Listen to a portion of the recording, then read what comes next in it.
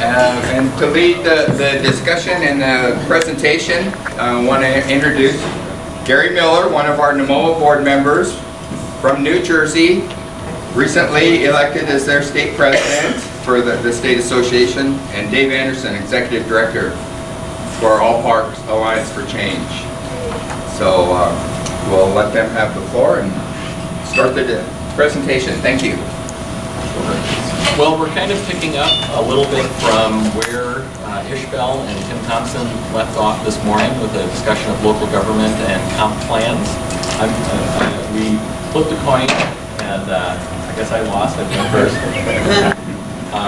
So the presentation that is projected up there, it's a version of what has been shared with a number of different audiences. The intent being to obviously foster interest in those people who are not necessarily the kinds of folks represented in this room. People beyond the people who have a direct stake in manufactured housing, to identify and connect with other populations that should. And one obvious point of connection is around the issue of affordable housing. Next slide. So just thinking that through a little bit in the Twin Cities, and I should mention that we're sharing as case studies local experiences from 2 states, and hopefully you'll recognize things that are translatable to how you could be also working at a local level, and if not, ask questions, and we'll do our best to make suggestions. So in terms of the Twin Cities, the need for affordable housing was one area to look. There are estimates that put at about 166,000 the number of homes that are needed in the really near future beyond what is currently available, with 64,000 of those needing to be low income. As you might suspect, not a whole lot of progress has necessarily been made towards those numbers, but there are people out there who have as their job identifying what the need is, whether steps are actually taken to meet that need or not. In terms of site-built homes and affordable housing, if you look at the average rent for a 2-bedroom apartment in the Twin Cities, and I know this may seem like very little or quite a bit, depending on what part of the country you're in. But in the Twin Cities, the average rent for a 2-bedroom apartment is $930. And the average value for a 2 to 3 bedroom home is $189,000, which, just based on that numbers and income levels in the Twin Cities, that means that to meet those amounts as either a renter or a homeowner, 46% of the current households would be considered cost burden, which means that they spend 30% or more than 30% of their household income just on housing costs. And the reason why that number is picked in the discussion is about households being cost burdened. The assumption is above 30% of your income being spent on housing costs, and you're starting to bump up against other essential needs that are going to have to be cut back in some way, and that might be childcare, food, medicine, healthcare of other kinds. But the general sense is 30% of your household income is a bright line that you don't want to cross. Thinking about that affordable housing need and how that might connect the issue and make it relevant for a larger audience, obviously draws in a discussion of manufactured housing. Okay, well, what's the benefit of thinking of manufactured housing in this context? Well, for one thing, as opposed to an average value of in the Twin Cities of a 2 or 3 bedroom site-built home being $189,000, it's $28,900. So obviously that's a range of new to very, very old, but that's a substantially different amount in terms of average values. Average rents, owner-occupied $417 a month, renter-occupied $513 a month, again substantially less than what people would be looking at for apartment rent. And cost of production, and I think people have probably seen these numbers or numbers like this elsewhere, but when you look at just simply the cost to produce per square foot, you're looking at less than half for manufactured housing versus site-built homes. And there have been ratings of recent model homes that find that it's not just cheaper to produce and more affordable for people to rent or own, but also similar quality, life expectancy, deterioration rates, appearance, whatever you want to evaluate it based on. So we often lead with this information and talking to a lot of different audiences to get them, to draw the connection for them. Because we work with a lot of different coalitions around affordable housing, low-income issues, consumer issues, housing issues in general, and they seem often to have just an almost knee-jerk disinterest in connecting many of those discussions with manufactured housing. It seems foreign and like something new that they'd have to learn, a little bit challenging as a result. People like to feel like competent experts and to be a well-regarded person in your field who doesn't know anything about manufactured housing, and then being asked to go from being a well-regarded, knowledgeable person to kind of a beginner and a novice. It's not necessarily the most comfortable discussion for some of these affordable housing folks, but they often find this intriguing, and we have been able to cultivate new interest and new allies around manufactured housing just by connecting it to what they're interested in. If you're interested in low-income issues or senior issues or affordable housing issues, generally that off the bat catches their attention and makes it worth it to them to learn something new that they're maybe not previously interested in or a little uncomfortable learning about. So more specifically, next slide please. I really like how you framed that. That was good. Oh, thanks. Yeah, that was really good. Oh, good. Well, and all of this should be available for anybody who'd like to prompt more of a discussion from affordable housing groups that are like, well, I don't know about manufactured housing. I mean, it's all out there from Census or American Community Survey or other sources for people to come up with this information for their own communities or their own states. Yes, sir. I was just trying to clarify, you said owner and renter in the previous film. The owner occupied, is that when I own the home and rent the land, or? Right. That is what you mean by that one? Yeah, and if it's a situation where someone is renting the home and renting the lot jointly, then the average rental cost is a little bit higher, just because you're bundling something extra into the rental situation. Okay, now you're saying the utilities are separated from that rent cost. Well, utilities can really vary. Every community approaches it a different way. In terms of, for instance, the water and sewer utilities, in some communities it's bundled into lot rent. In other cases it's metered separately. Those are just kind of overall.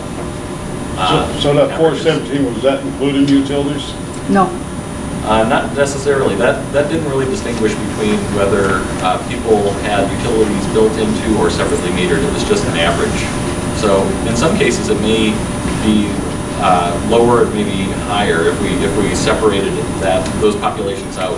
And I just want to add, some parks in the Metro Twin Cities area include utilities in their lot rent. So they don't distinguish, and some others do. But it's just whatever is recorded as their lot rent. So that's the average. It doesn't distinguish whether or not utilities were included.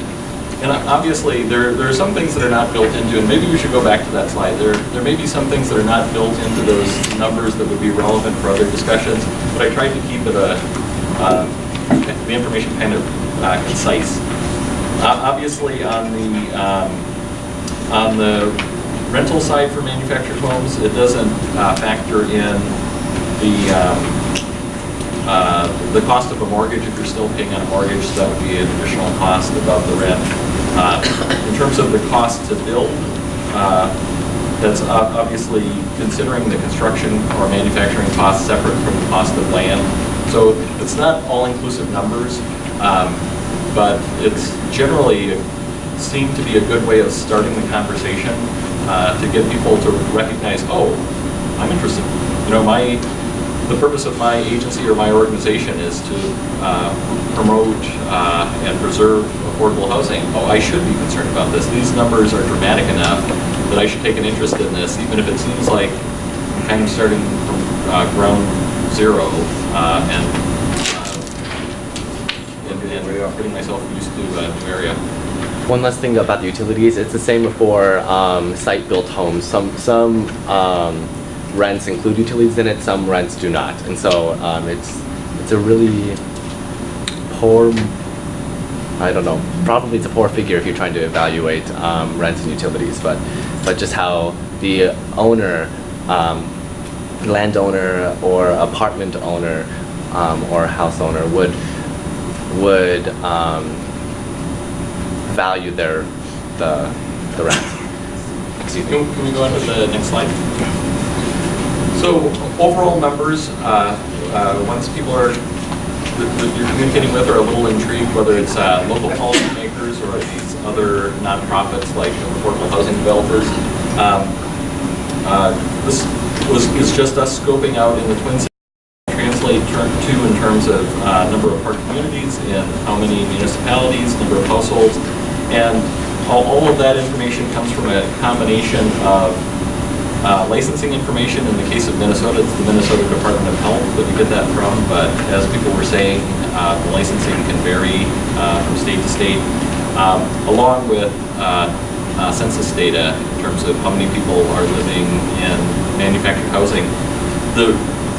The census obviously doesn't differentiate between manufactured housing on privately owned land versus leased land, but in the Twin Cities, zoning doesn't allow for manufactured homes on privately owned land. It's all concentrated into leased land, so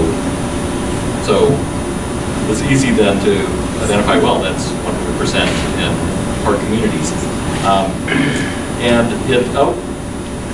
something that also tends to catch attention is the number of households housed at an affordable level exceeds the amount of project-based subsidized housing. And so to think about, not only is it market-based and the government isn't funding either its production or buying down the cost in order to make it affordable, and it exceeds the total amount that's being produced where the government is weighing in so heavily and spending a lot of money, or once upon a time spent a lot of money, not so much these days. But that definitely catches attention as well.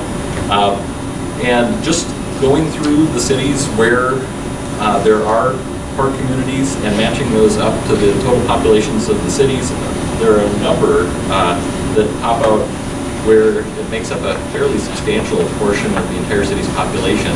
So all of these things, I guess, in these first couple of slides really fall under the category of catching people's attention and really convincing them that if they haven't been thinking about manufactured housing as a city or as an affordable housing provider, it really is important to them that they do. Can we go to the next slide? Something that was helpful for us was just to both understand the nature of manufactured housing in the Twin Cities area. There are commonly held perceptions, and some that the organization itself, I think, held, which was, it's interesting, 10 years ago we did a round of strategic planning, we're doing another round now, and I remember in some of the conversations that we had 10 years ago with allies and agencies, kind of gathering information about their perspectives on the organization and on manufactured housing. A lot of them were absolutely convinced that in 20 years, manufactured housing was just going to disappear from the Twin Cities. Well, we're halfway there, and it's nowhere close to disappearing. But that was the perception, and I suppose unless you reminded some of these folks that they had already predicted the apocalypse, that they'd probably make the same kinds of predictions again. But looking at the information, it is true that in the metro area, and this is probably true in a lot of metropolitan areas around the country, new park community production has stopped. The last time a new community was produced in the Twin Cities was in 1996. There are 87 parks now, the peak was 92. So that's interesting to think about. Even though there hasn't been new production in 20 years, we're not far off the peak number of communities that we once had. There have been, since 1986, 11 park closures, but they've primarily occurred in one of the 7 metro area counties, the county that has 40%, has both the highest property values and 40% of the metro region's population. So it's maybe not surprising that there have been that many closures in that particular county, and it makes up a substantial portion of the closures. But on the flip side, during the same period of time, there have also been 15 parks that have expanded, and they've expanded by a number of units that, if you averaged it, it's the equivalent of 12 new communities being added. And it's something that was under everybody's radar, and I don't think anybody was considering that as an opportunity for making more use of manufactured housing. Everyone was fixated on, well, park communities, they're under pressure, they're at risk, they're all going to close, if not now, eventually. And I don't think anyone was thinking about the fact that just quietly, a number of communities were signing off on expansions, because in those communities they saw a need, they felt the communities were being managed responsibly, and they approved expansions. But again, it feels like it's talking to an economist, where there's on the one hand, on the other hand, on the third hand, there's also an increasing vacancy rate, and this obviously ties back to the financing bubble for manufactured housing bursting before it did with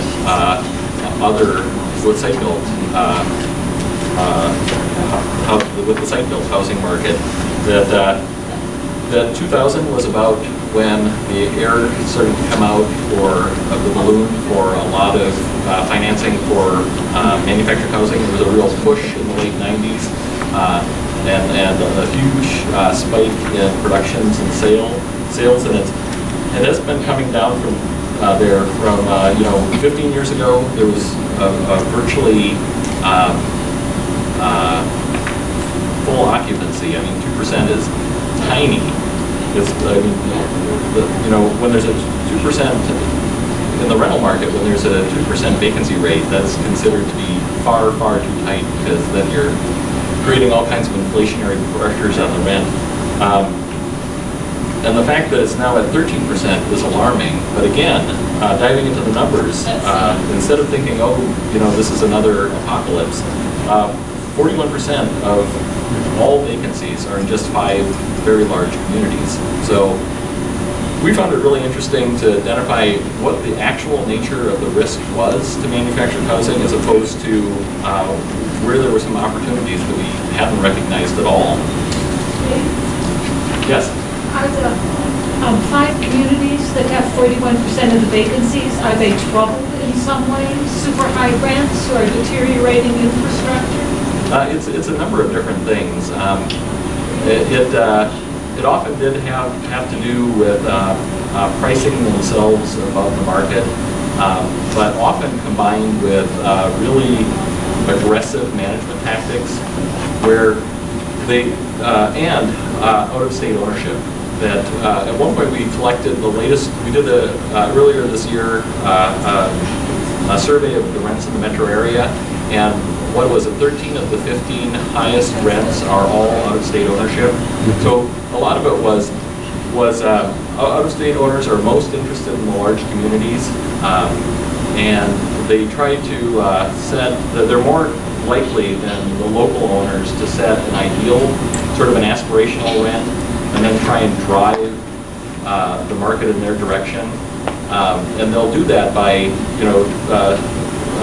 making investments in the community, but also applying a lot of pressure on the residents to keep things nice, to make all kinds of improvements to their home, to keep their yards nice, everything that would support that higher rent level that they want to be able to establish.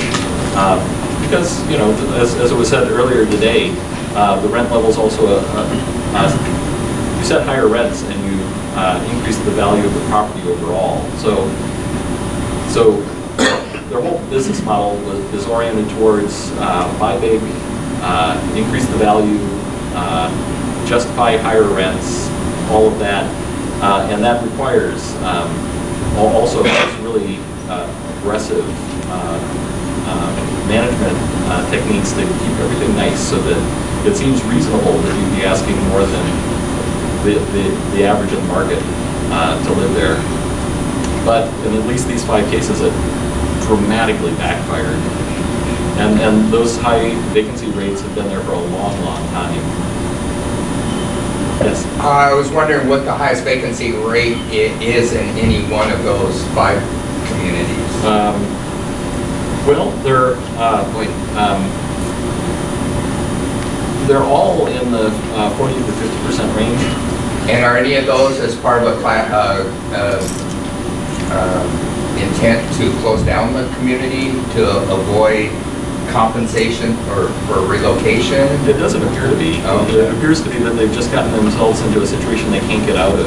And in one case, one of the communities that's sat persistently at about a 40% vacancy rate, I think has gone through 3 owners in the last 10 years. So it seems like buyer after buyer is interested in it somehow becoming profitable, but they're just sort of stuck. In part because you have that many vacancies and it projects a certain image of decline. And even if you attempt to keep things up, and in one of the particular communities, the one that changed hands 3 times in 10 years, they're not necessarily doing that. But even if you otherwise keep things looking immaculate, there's something unattractive about utility pipes sticking out of the ground next to big slabs of concrete. Yeah, big lots. Yeah. Yes, sir. Who are your largest out-of-state owners? Oh, do you remember? Some include, well, ELS, Uniprop, What was it? there's Like 4 Carl others, King or but something? those, what? Sun Country, so, I mean, I can't recall, it's been a couple of months, like, since June, since I really looked at it, but yeah. But those are 3 of the handful that are present. And Yeah, all of the ELS properties, I think, are in the top 10 of highest cost communities. Other questions? Maybe we can move on to the next slide. So, the thing we run into is, we've come up with a need and a benefit that's convincing to people. We talked about the scale of the numbers. We talked about how the threats are more limited and focused than they seem at the outset, and that there are opportunities that no one is recognizing. But we have to confront the fact that we also have challenges with manufactured housing that get in the way of, up to this point, I think the picture is, of course, everyone should just embrace manufactured housing, and that should be something that affordable housing developers take on. But then there are some of these issues. One, of course, that we run into a lot, I suspect, is persistent stigmas and misconceptions. Sometimes the misconceptions are like one of the ones that I led with, which is, in 10, 20 years, there isn't going to be manufactured housing, is there? It's just not. Who's going to invest in it? Why are you going to want to continue to manage it? There's going to be a higher and better use. It's not as profitable as other things. Fill in the blank. But some of it is stigmas and perceptions of, I don't know that I want to spend a lot of time talking about what the stigmas are. I think we're aware of what they are. But there's also, even within the data that we looked at, an underuse of existing manufactured housing resources. There are these vacancies. What can be done about that? At the same time that, as Tim Thompson shared this morning, affordable housing developers are fighting local opposition and sometimes funder disinterest in getting permits to build new affordable housing in communities, and to line up the $200,000 per unit to build it. there's, there's 1,300 units of affordable housing already developed and zoned in a way that they can't be eliminated with a stroke of the pen by the city government, because state law prohibits just zoning out of existence a park. Once it's there, the owner of the property can decide to redevelop it, but the community can't decide to just zone it out. So it's there, it's established. You don't have to overcome local opposition. It's would be much more affordable to site on it. And yet it continues to be underused. And that may have something to do with the risks or perceived risks to current manufactured home communities. And that's something that we're trying to wrap our arms around a little bit better. I mentioned in the state-by-state sharing that one of the things that we're looking at is when it gets to the point that a community is unfortunately closing, and we kind of do the post-mortem to figure out what brought it to this situation, it's that either money was pulled out of that community for other purposes, or it was just managed so poorly that it financially became unviable. But before it gets to the point of bankruptcy or foreclosure or getting to the point that the sale for redevelopment is the best option left to that owner, they've left a trail of warning signs behind them that they've stopped paying in some cases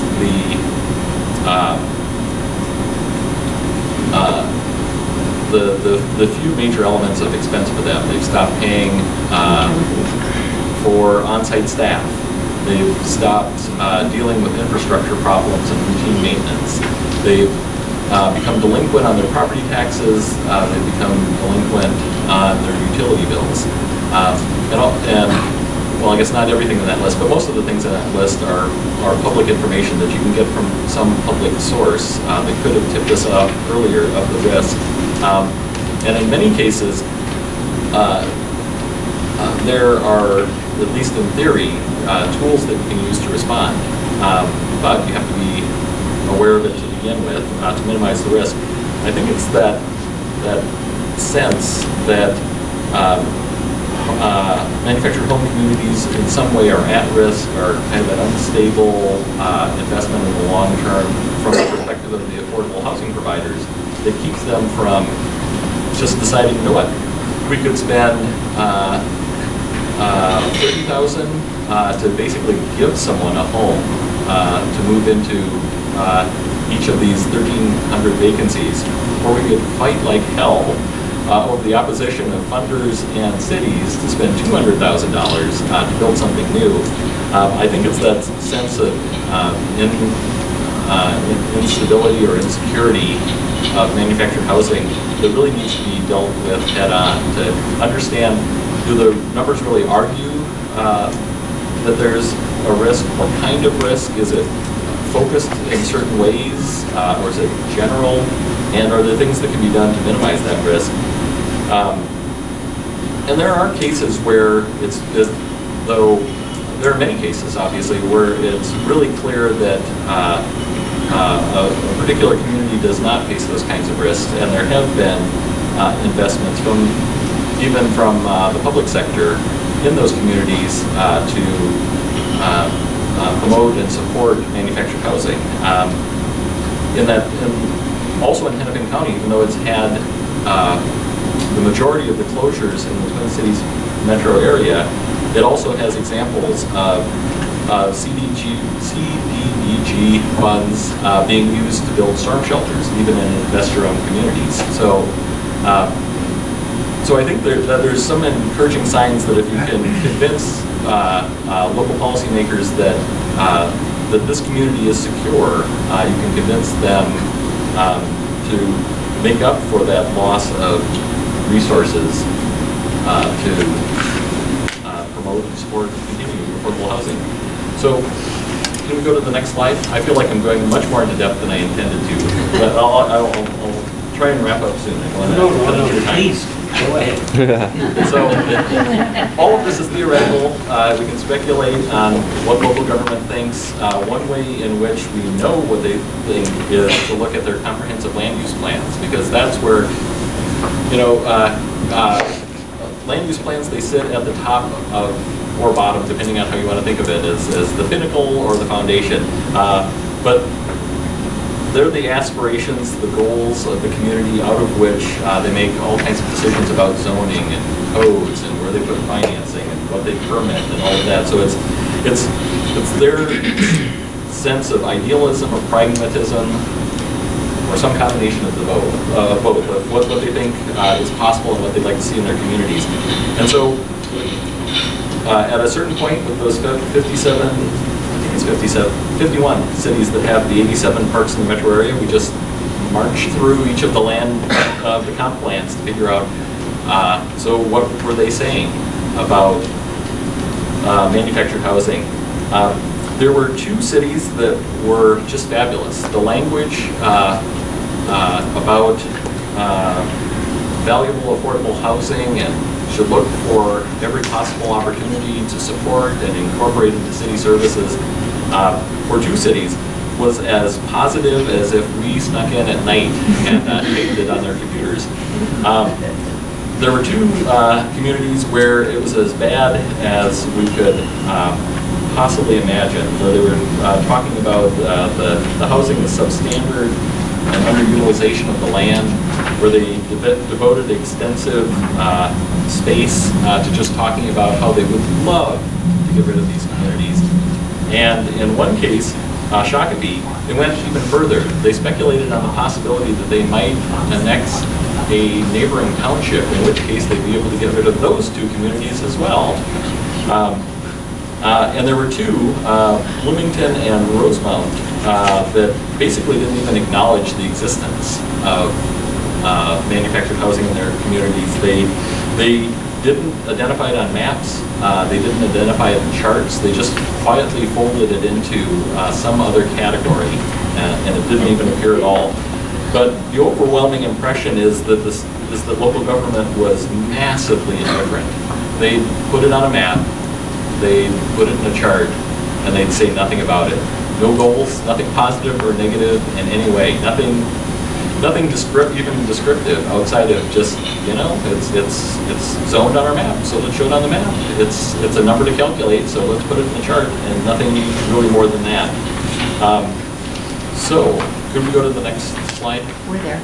So, basically just thinking about, so what's our opportunity based on all of this background information? So one, and this is very much a repetition of what Ishbel and Thompson were saying this morning, that these plans are being updated because every 10 years they're updated. That this is the first time that the Metropolitan Council has been calling for an overall update in the affordable housing goals in 30 years. So that's a unique opportunity there. And that preservation of manufactured home park communities was put in explicitly as part of the housing performance score that could lead potentially to these transportation funds that the communities love. That it's one of their favorite things to get. And now there's an actual incentive for them to consider it. And we also have received some seed money and then applied for other larger amounts of money in order to be working in this area over the 3, and I guess it's now maybe 2.5 years until these plans have to be done and finalized. So many opportunities. It depends on, and we're still sort of figuring out which direction to focus. So we could focus on the fact that, so our focus could be about how there's a significant affordable housing need. It could be about the particular communities where it's already a significant source of housing, sort of kind of build from strength strategy, that if it's already a large part of the community, build there. It could focus on those park communities where there's this significant, significant vacancy rates, where if something could be done just to instill some confidence that it's a secure, stable place to invest in, for affordable housing that could be produced much more cheaply. And in some cases, I mentioned the 1,300 vacant lots. Really, it's 1,300 unoccupied lots because 500 of those lots have homes already placed on them. So it's basically just waiting for somebody to walk in the door. So there's literally no cost other than figuring out whatever the barriers are to getting people into those homes. The homes are there, the lots are there. And there's also the idea of making a choice in comp plans, whether to focus on the communities that are good, the ones that are bad, in order to try and redirect them, or the ones that are indifferent, which is the much larger group. So we've got lots of questions, and we've got a little bit of seed money to start thinking this through. But those are kind of the opportunities that we see before us. Any way we go, we see 4 basic steps that we need to go through, wherever we end up deciding is the most productive place to focus. One is educating policymakers, and the points, not just related to this project, but in general, we've identified is always to try to remain in control of the narrative when talking about manufactured housing. And we have copies of our organizing manual that we haven't set out yet, but I guess we'll set them out for tomorrow, that has a section that talks about park prejudice. And so much of the public discussion of manufactured housing wants to shift the discussion towards concerns the community might have, as opposed to pride that the community could feel about manufactured housing and what it contributes to the community. So, controlling that and keeping kind of the focus and the tone going in the right direction. Avoiding the trap that a lot of affordable housing providers get into, where they talk about the homes and not the people. That you go to a coalition meeting of affordable housing developers and they talk about units. You hear lots and lots of, you could just sit there with a tally, a couple of people with tallies, one person keeping a tally of the word that the number of times unit, as in unit of housing is said, versus people or community or families. And I'm sure it would dwarf any of those other categories. But I think it's a bad road to go down because it's much more powerful to talk about, we're humans, we like to hear about ourselves, we don't like to hear about structures. And we found it very helpful to not just assume that people understand about manufactured housing, but actually take them on kind of a historical journey to understand where it is and what it is now. In some ways, by taking people on the historical journey, if they have negative attitudes about manufactured housing, it starts, the history starts with maybe where their negative attitudes are, and kind of taking them through that journey brings them up to the present, and naturally, I think, leads to the more positive image that they should have of manufactured housing. And then just in general, documenting the information in different ways, and most of all, encouraging residents or homeowners. We often use the word resident, but I know we should say homeowner more often, not exclusively. But to tell their own stories. The personal stories are always the most effective, and putting a face on anything always does so much more. Can we do the next? I'm not expecting anyone to be able to decipher what that is. But what it was for us at a point in time was just recognizing that there are stakeholders for manufactured housing, and that there are a lot of them, whether they recognize it or not. And so this was a process of just walking through what we saw as 4 major components to that. You have the advocates, you have the funders, you have the providers, and the policymakers when it comes to any kind of housing. So they should logically be the categories of stakeholders for manufactured housing as well. And then just sort of thinking through, okay, in our area, who falls into those categories? As well as outside of the state, nationally, are there resources like NCLC or NMHOA to be able to tap into? What do they do? How do they relate to each other? Who do we imagine should be at the table? And then connecting with them in different settings. In some cases, we had sometimes with the support of local foundations, just meetings where all that was done, the only expectation that was established, that people would from these categories would come and would learn about manufactured housing. We tried to make it non-threatening, that we're not getting you there to barrage you with all of our requests for funding and passing bills. We just want you to be educated. We want to increase the level of knowledge. We want you to get yourself to a point where you recognize that you're a stakeholder for manufactured housing. And so that was the initial part of it. Can we go to the next slide? Ultimately in this project, we're looking at pairing up the functions of local government, planning, zoning, enforcement, funding, with what we see as the barriers, the stigmas, the underuse, risks, barriers, financing.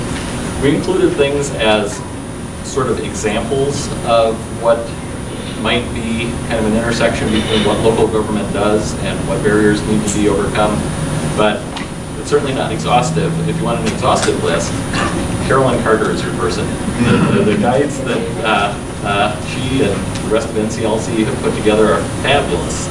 That if you don't have a copy of, if you're thinking about the role of local government and you don't have, I think it's 2 or 3 different guides that they've produced, you absolutely need to download them and print them off.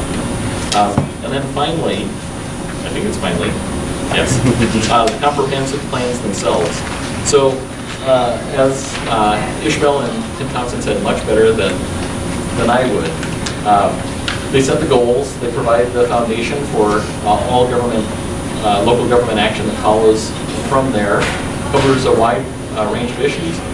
And there are a lot of, generically, there are a lot of different steps that comprehensive planning goes through, but I listed them off only to get people to think about where are the opportunities for homeowner involvement in the process. And it's everywhere along the way. It's suggesting issues, it's providing data, it's proposing alternatives, attending public hearings, but it's also becoming the decision makers yourselves, applying for planning commissions, especially the non-elective office. It's surprisingly easy outside of really large communities to get onto things like the Planning Commission or running for City Council, especially if you're in a smaller community where manufactured homeowners make up a significant part of the population.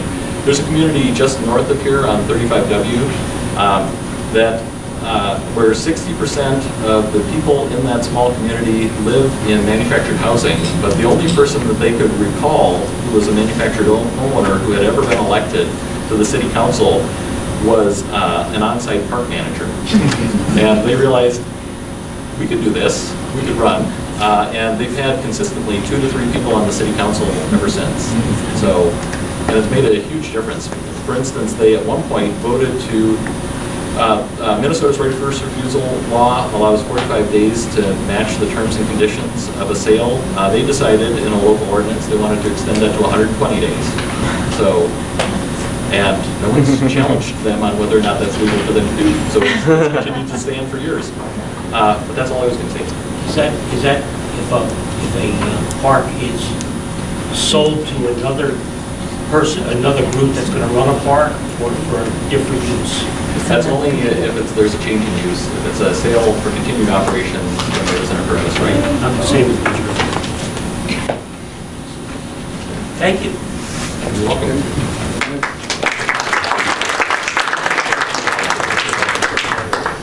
I'm going to talk a little bit about New Jersey and what's happened over the last few years. As an organization, NMHOA New Jersey was focused basically on the needs of our chapters and individual at-large members. And we sort of felt at the time that manufactured homes were declining in the state of New Jersey. And then the old adage came true. An ill wind blows, it's an ill wind that blows nobody good. Well, our ill wind was Hurricane Sandy. And it did blow NMHOA some good. Over the years, we had partnered with other organizations in New Jersey, the Anti-Poverty Network, New Jersey Tenants Association, who deals mainly with apartments, the Office on Aging, and most important to us, Housing and Community Development Network. After Hurricane Sandy came through, FEMA gave New Jersey a big block of money to spend on reconstruction.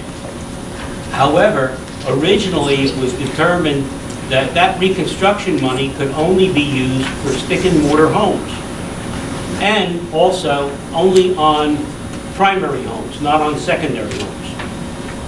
Well, along with the Housing and Community Development Network, we took the state of New Jersey to court. And in the Supreme Court, we won.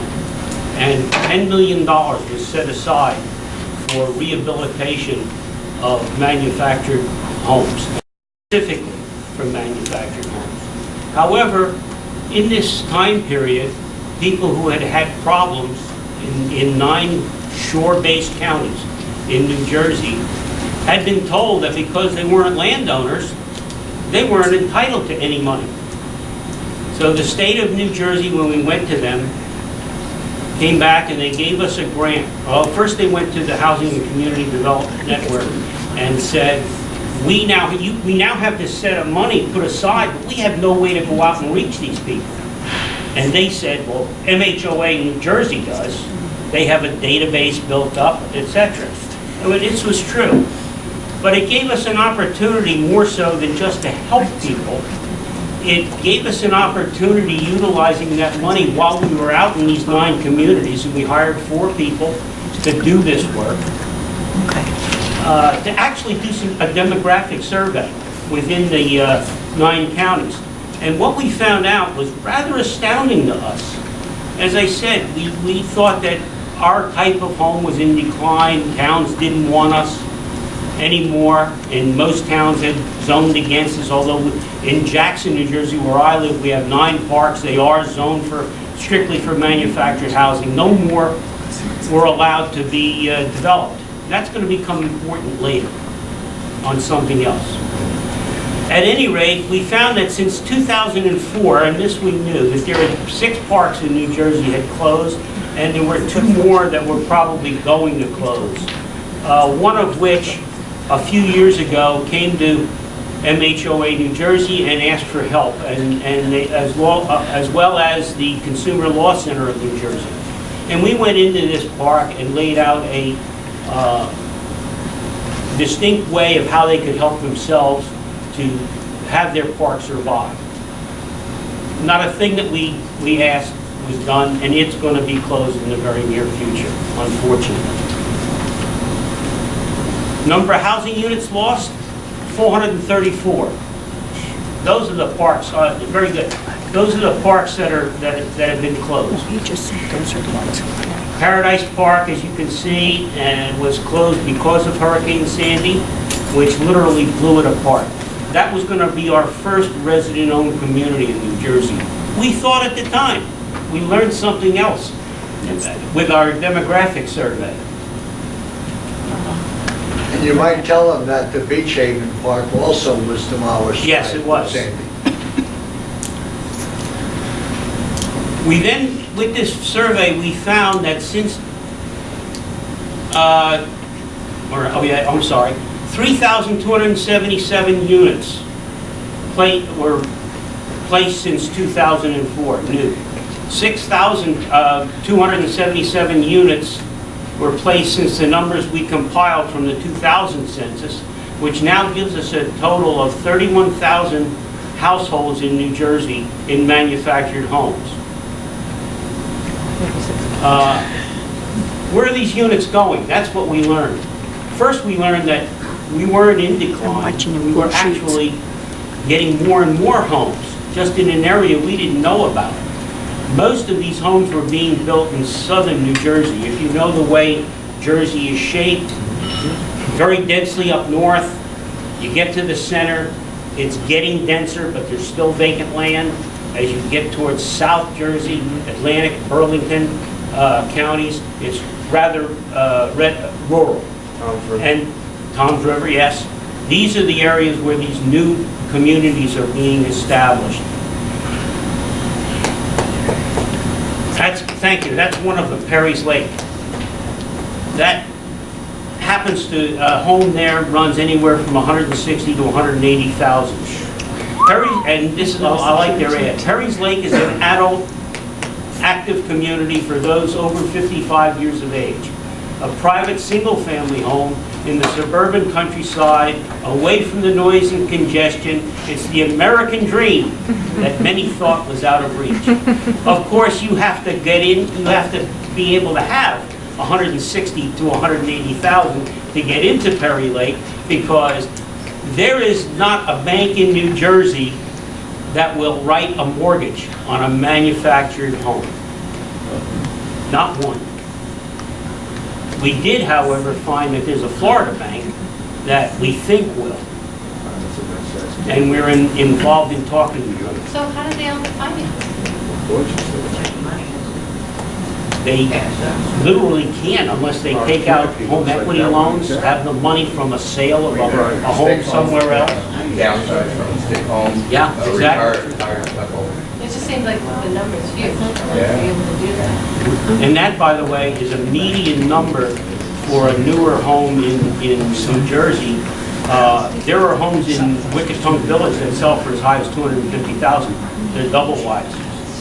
These are very, very nice parks And what's On the leased average land. rent? on leased land. And is new construction exempt from any local rent ordinances? That's municipality by municipality. In Jackson, the one I know best, my municipality, no, they are not exempt from rent control ordinances. Yes, Terry? A little confused here. You said you can't get a mortgage, but you can get chattel loans? Is that why you can't? Because in Illinois, if you live in a community, you can't get a mortgage, you have to get a chattel loan. Is that what, you can get chattel loans? Very difficult. Extremely difficult. The only place really that would apply is if you are dealing with a park that has a licensed real estate agent, and you're going to finance it through the park itself. And that creates an exorbitant interest rate, as we learned at another seminar. What is the reason that you're not able to get the loans? Is that because of the storm, or? Because New Jersey licenses manufactured homes through the Department of Motor Vehicles. And that immediately builds in a perception of depreciation, not appreciation. So are you able to get homeowners insurance? Yes. For a premium, That seems kind of odd. yes. Carrying mortgages on your home anymore? Not in New Jersey. Insurance in New Jersey is generally done either with Foremost, Aetna, Geico. How much are they charging you, just out of curiosity? I'm under the AARP Foremost, and I know mine on my home is, I think, about $600 a year. Just to put those costs in perspective, an average land rent in Monmouth and Ocean County is, for an older home, is anywhere from $450 to $550, depending on whether it's a single wide or a double wide. That's the land rent. If you were to go into a garden apartment, your cost would probably be $1,200 or up, depending, once again, on how old the apartment was and what amenities it had. You haven't mentioned triple wides. We don't have very many that I know of in New Jersey. I can't think of a park that has any that I've been in.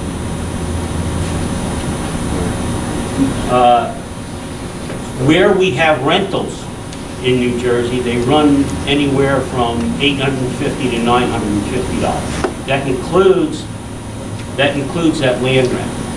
In New Jersey also, in most municipalities, not in all, rents on rental units have to stipulate a land rent separate from the rent for the unit itself.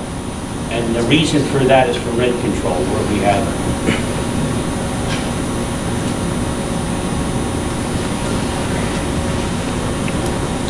This is what we see as the future in New Jersey. Swimming pools, nice parks, the older type, quote, trailer park that we, hate to tend to talk about, but is in the perception of most people's minds, is ceasing to exist. People don't want to live in them anymore because of quality of life issues. They would sooner go to a different home.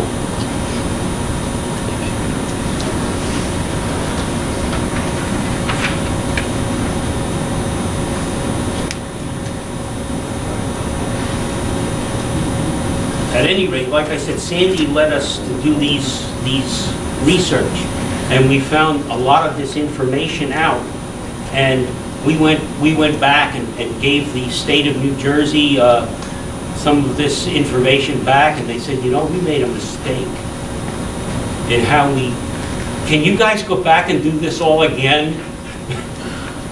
And they came and they gave us more money. So far, last year, or at part of this year, we've gotten close to $40,000 in grants to do a lot of this work. It's cost us a lot of money, don't get me wrong. We're making a profit on it too, for use on some other things. I'd like to also mention some things that have been done in New Jersey that perhaps other areas can pick up on to utilize. In your biography of me, you'll see that where I live, Jackson, New Jersey, we lost rent control at one point. And for 2 years, we didn't have rent control at all. What happened? Well, some communities abided by the traditional way that they were doing. But other communities like NMHOA Properties, who is the largest developer or owner of communities in New Jersey, and the community I live in, raised rents like unbelievably. So we went back to the council in Jackson, and they didn't want to hear much. So we sat down and laid out a plan. And when I say we, I mean an alliance that we had put together out of the nine parks. And we started with a candidates night when we knew that 3 of the candidates for the local board would be up for election. And we stocked my community center at Maple Glen with chairs, and it's roughly the size of this room. We have 60 people here, then I'm going to guess we probably had about 150 to 180 people from the 9 parks in that room. And the questions that were asked of all these candidates were certainly themed toward why did we lose rent control? Our property values have plummeted because of it, and yet our rents have skyrocketed because of it. And with that, 3 of these people were elected to the board, and they initiated a movement for rent control to get it back. Oddly enough, one of the people who was dead set against any of this was the liaison to the rent control board. He didn't want to hear about it. So he now no longer is a councilman in Jackson, New Jersey, I might add, after making a statement that we old people don't vote. Nice. That's how you get voted out of. They held 2 town hall meetings. And our town hall, once again, is even bigger than this room, and it was packed solid. The second town hall meeting, they literally tried to make it at a time and day that they didn't expect to have a lot of people. And we still filled it. We made an effort to go out and communicate with all the leaders in the park from the Alliance and get people out to it. Well, we also, because these were town hall forums, this one had a lot of landowners there, park owners. And the interesting thing here was, who was our best advocates? The park owners. Because the council people that we had elected started asking some questions about maintenance and found out that even though increased rents had been done in the parks, most all of this money, based on testimony, had gone to in their pockets as profit, not to maintenance. And with that, very quickly, rent control was reestablished in Jackson. So what I'm getting at is you have to have a plan and utilize it. Sometimes you have to think outside the box. In this case, we used a candidates night rather than constantly going to the board, to the board, to the board. We wanted to get these people to know whoever, and we didn't know who would be elected, Democrat or Republican at that point. But we knew at this forum that they would both know that we were serious and we could bring out people. We brought them out 3 times, and if it took bringing them out fourth, we could do it. Yes, sir. And the other 8 communities, were they also rent control? What do you mean? The other 8 communities in Oh, New they're Jersey? all under rent control. So, Yes. throughout all the Throughout state of Jackson. New Jersey? No. Municipality. Rent control in New Jersey runs from municipality to municipality. Okay. Not every municipality has rent control. As a state organization, we are definitely working to try to get rent control within each municipality, and we do that at municipality level. So it's important What is? to try to get it rent control? No, in Jackson, the council passed rent control. The council is being sued. We don't think we would lose it. The council is being sued by the landowner's attorney, and I'm personally being sued, I might add. One of the other things we garnered, I failed to mention, along with getting rent control back, we got an advocate put on the rent control board. I'm the advocate. The apartment complexes who had no one on the rent control board were able to put one advocate on the rent control board. Landowners, or park owners I should say, were able to put one advocate on the rent control board. Till today, they have not put one on yet. One of the reasons, I think, is because in order to be on the rent control board, you must be a resident of Jackson. Some of them aren't. They live in much finer communities than that. However, there are a few, but they will not get on board. But they'd like to get me off it. I can tell you that. That's where the lawsuit is. We've learned quite a bit in our state. Some of the things that we intend to fight over the next few years, liability issues. I heard one question once before about liability issues. Liability in the state of New Jersey, we have to have it, and we found out park owners don't. Isn't that interesting? In order to be licensed, and most municipalities in New Jersey do license their parks. One of the reasons is it brings in money.